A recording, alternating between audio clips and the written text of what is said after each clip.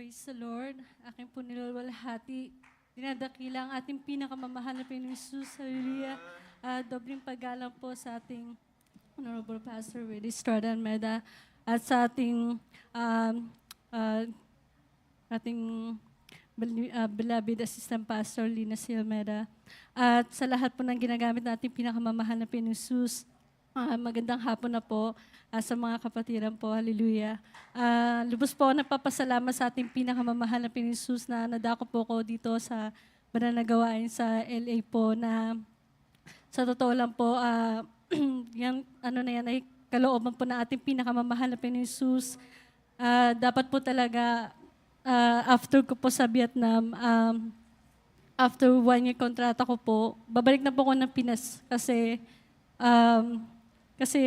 gusto ko ulit bumalik sa ating pinakamamahal na Panginoong Jesus kasi wala pong gawain sa Vietnam. And that time po, sabi ng boss ko, merong isa pang trabaho dito. And then, nung una nag-aalala ako kasi malayo ulit sa gawain. Pero, ang mahal na Panginoon po talaga, napakabuti. Talagang, yung trabaho niyan talagang nagdadalawang isip ako tanggapin. Sabi ko, mahal na Panginoon, bahala na kung kalooban mo. And then, nag-apply ako ng visa sa Pinas. Bumalik kami ng Pilipinas, nag-apply ako. After na mag-apply, yun nga, nakapasa na interview sa Kabagan ng mahal na Panginoon.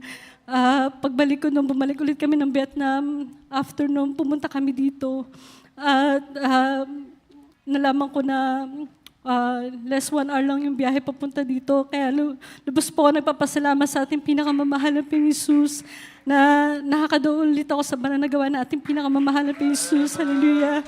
At way back 2007 po na nagkaroon po ako ng karamdaman. Yung kanang pa ako po, meron po yung maliit na sugat na palaki po siya ng palaki hanggang umabot siya ng 1 dangkal. At hindi lang po yan, pati yung kaliwang pa ako ganun din. Same sila hanggang nalaman po namin na isa po akong diabetic. Talagang namana ko po sa side ng daddy ko. Nandiyan na, nung una, akala ko talagang wala nang pag-asa. High school ako, nung naalala ko, hindi na ako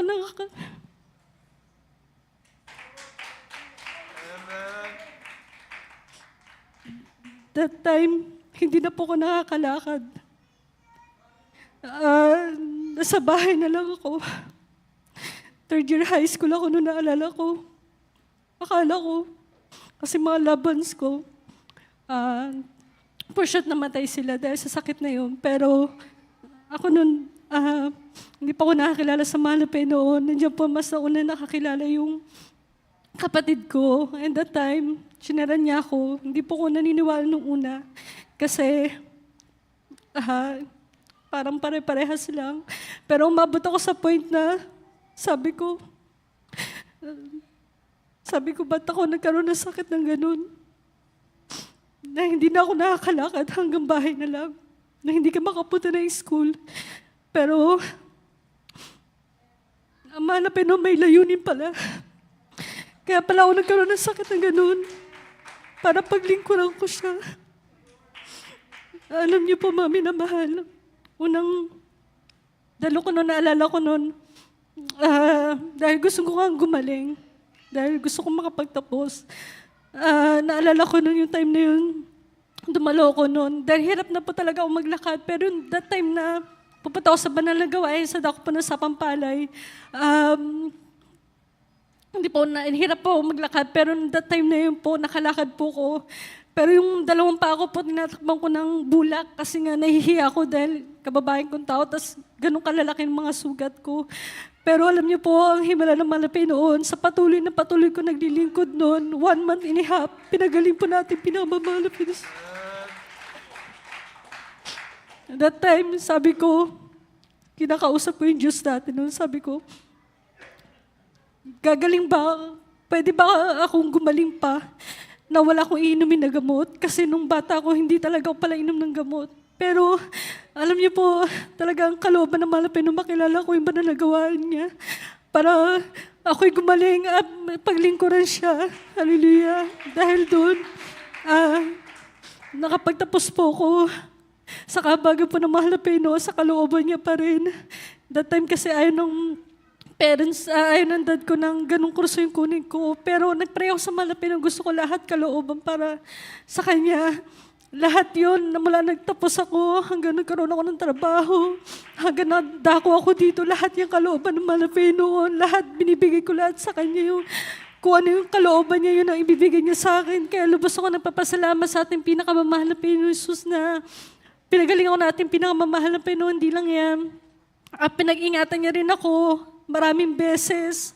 Naalala ko noon yung overnight po yung 1 oras po yung biyahe, papunta po ng Sapampalay, galing pong Caloocan. Nandiyan po na, dahil po patawid po ako, alam ko po jeep tsaka 12-wheel truck yung nasa likod ng jeep. Huminto naman, kaya ako tumawid. Pero nagulat po talaga ako na may malaking liwanag na sumalubong sa harapan ko na halos hindi ko po makita kung ano yun. Tapos bigla na lang pagpikit ko ng aking mata, pagdilat ko, nagtataka ko, alam ko nasa gitna ako, pero ang kahabagan ng mahal na Panginoon, pag-iingat niya sa akin, nandun po ako ulit sa kabilang side. Gabi kabuti ang ating pinakamamahal na Jesus. At hindi lang po yan, naalala ko noon, papunta ako sa banal na gawain, pauwi na po, overnight din po yun. Nandiyan po na mahilig kasi ako maglakad. Naglalakad ako papunta sa banal na gawain. Pwede naman sumakay pero gusto ko po talaga naglalakad ako. Naglakad ako and then hindi ko naasahan na may aso pala doon sa may gilid. Bigla akong kinagat niya tapos nag-rebuke lang ako. And then after no, nakita ko yung uniform. Kinabahan ako kasi alam ko talagang umano sa balat ko. Pero nakita ko yung himala na mahal na Panginoon Jesus, yung uniform ko, butas siya, pero yung binti ko po, hindi po. Napakabuti natin, pinakamamahal na Jesus. At hindi lang po yan, naalala ko nung nagtatrabaho po ko sa isang private line-in po sa Pilipinas po. Nandiyan po na isang maliit na lying clinic lang po yun. And then ako po yung naka-duty. Wala po yung boss ko, umalis muna, pumunta sa isang pang clinic. Nandiyan po na ako lang po yung nandun. Mga alauna na po ng umaga, meron po isang lalaki. Tulog po ako noon, tapos bigla ako nagising kasi may kumakatok. Pagbukas ko po pagtingin ko po sa sliding door, lalaki, iniisip ko, wala naka-admit. Tapos, ba't siya nagmamadaling? Talagang siya, kumakatok po siya. Nandiyan na, bilang pinaisip sa akin ng mahal na Panginoon na huwag kong bubuksan. Nandiyan po yung kaba ko, nandiyan yung sobrang takot ko kasi malaking lalaki yung nakita ko. And naalala ko yung lock, yung sliding door po, yung lock na yun, sira po, yung araw na yun, doon pa siya nasira. Pero ang kahabagan po na ating pinakamamahal na Jesus na habang nanginginig ako sa takot, talagang lumalaban ako, sabi ko in Jesus' name, sabi ko, huwag mo pang hayaan na mabukas yung sliding door kasi nag-iisa lang ako sa loob. Pero napakabuti natin pinakamamahal na Jesus sa 2 oras niya pagpilit ng buksan yung sliding door. Minsan hindi niya na-open kahit maliit. Talaga napakabuti na ating pinakamamahal na Jesus. Nandiyan po yung trauma ko. Nandun ako sa isang tabi. Tapos tinawagan ko yung boss ko. Hindi pa siya makapunta. And then, after ng 5 a.m., bigla siyang pumasok. Tapos bigla ko na-realize kung gaano kabuti ang ating pinamamahal na Panginoon, paano siya mag-ingat sa kanyang mga anak. Nandiyan po na binuksan niya lang na ganun ka-easy. Imagine niyo na ganun, mag-ingat ang ating pinakamamahal na Jesus.